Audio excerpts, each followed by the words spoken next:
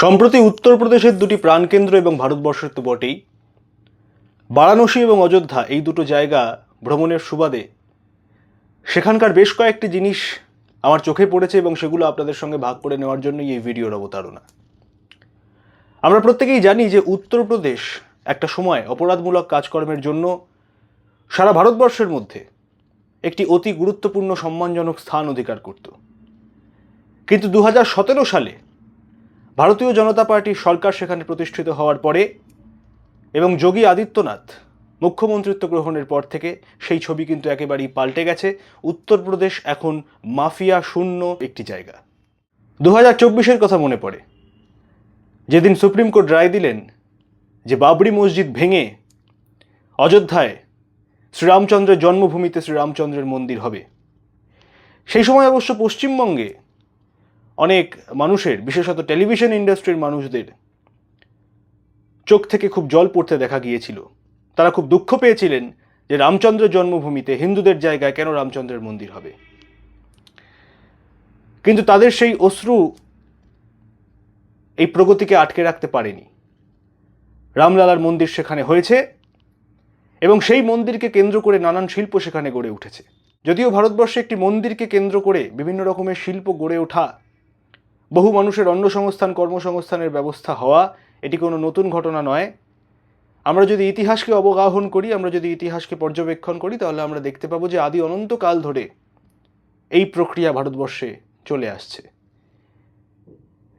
রাম মন্দিরের ভেতরে যদি আপনি ঢোকেন, তাহলে আপনি যে সমস্ত সিকিউরিটি দেখতে পাবেন, যে সমস্ত সিকিউরিটি, তারা গার্ড হতে পারেন, তারা পুলিশ অফিসার হতে পারেন, আপনি দেখবেন যে তাদের মধ্যে একটা বৃহৎ অংশ কিন্তু মহিলা, যাদের বয়স 27, 28, 29, 30, 32 এরকম। অর্থাৎ ওমেন এম্পাওয়ারমেন্টের আঙ্গিকে যদি কথা বলা হয়, তাহলে উত্তরপ্রদেশে যোগী আদিত্যনাথের বিজেপি সরকার অবশ্যই সেখানে কৃতিত্বের দাবি করে। এবং পশ্চিমবঙ্গে, আমাদের রাজ্যে, যেখানে মহিলা মুখ্যমন্ত্রী বলেন যে সন্ধ্যে 8টার মধ্যে সবাইকে ঘরে ঢুকে যেতে হবে মহিলাদের, সেইখানে দাঁড়িয়ে উত্তরপ্রদেশের মতো একটি জায়গায়, যে জায়গা অপরাধমূলক কাজকর্মের জন্য ভারতবর্ষে একসময় বিখ্যাত ছিল, সেইখানে নারীদের এই উন্নয়ন সত্যি আমাদেরকে আশার আলো দেখায়। রাম মন্দিরকে কেন্দ্র করে গড়ে উঠেছে অনেক দোকান। যেখানে একসময় 500 টোটো চলতো, সেখানে এখন হাজার হাজার টোটো চলে। এবং এই পরিসংখ্যানগুলো খুব স্বাভাবিকভাবেই আমাদের যাদের দেশপ্রেম আছে, আমরা যারা দেশের রাজনীতি নিয়ে, দেশের প্রত্যেকটি প্রদেশ নিয়ে আমরা যারা জ্ঞান রাখতে চাই বা রাখার অভ্যাস আমাদের আছে, সেই পরিসংখ্যানগুলো খুব সহজেই আমরা ঘাটাঘাটি করলে পরে দেখতে পাবো। সেখানে গড়ে উঠেছে প্রচুর দোকান। সেখানে মানুষ টোটো চালাচ্ছেন, যারা স্ট্রিট ফুড বিক্রি করছেন, যারা মিষ্টি বিক্রি করছেন, যারা রামলালার মূর্তি বিক্রি করছেন, তারা প্রত্যেকেই খুব সুন্দরভাবে নিজেদের দোকানপাট চালাচ্ছেন এবং তাদের ব্যবসা ঊর্ধ্বমুখী, একথা তারা নিজেরাই বলছেন। এবং উত্তরপ্রদেশের বারাণসীতে, অযোধ্যাতে প্রত্যেকটি মানুষের মধ্যে যোগী আদিত্যনাথের সরকার, ভারতীয় জনতা পার্টির সরকারকে নিয়ে একটা সন্তোষ দেখা যাচ্ছে এবং তারা আশাবাদী যে ভবিষ্যতে, অদূর ভবিষ্যতে, এই সরকার তাদের আরও অনেক উন্নতির দিকে নিয়ে যাবে। এবং আমরা প্রত্যেকেই জানি যে বারাণসী শিবভূমি, এবং আমরা বারাণসীতে গিয়েছিলাম শিবরাত্রির সময়। পশ্চিমবঙ্গে, কলকাতায় যে উন্মাদনা দুর্গাপুজোকে ঘিরে থাকে, বারাণসীতে সেই একই উন্মাদনা শিবরাত্রিকে ঘিরে থাকে।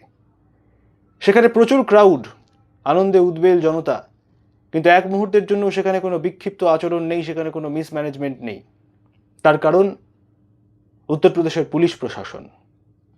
নিশ্ছিদ্র নিরাপত্তার মধ্যে বারাণসীকে একেবারে ঘিরে ফেলা হয়েছিল এবং সেখানকার পুলিশ সাধারণ মানুষকে সাহায্য করার জন্য সদা তৎপর, বদ্ধপরিকর। এর ঠিক উল্টো ছবি আমরা পশ্চিমবঙ্গে দেখতে অভ্যস্ত। ফলত এহেন পরিস্থিতিতে 2026-এর যে আসন্ন বিধানসভা নির্বাচন, সেই নির্বাচনে আমাদের ভেবে দেখার সময় হয়েছে যে আবারও এই অশিক্ষিত চোর, খুনি, ধর্ষক, ডাকাতদের দল তৃণমূলকে আমরা ক্ষমতায় আনব, নাকি যারা আক্ষরিক অর্থেই ভারতবর্ষের বিনির্মাণের কাজ করছেন ভারতীয় জনতা পার্টির প্রধানমন্ত্রী নরেন্দ্র মোদীর তত্ত্বাবধানে, নেতৃত্বে,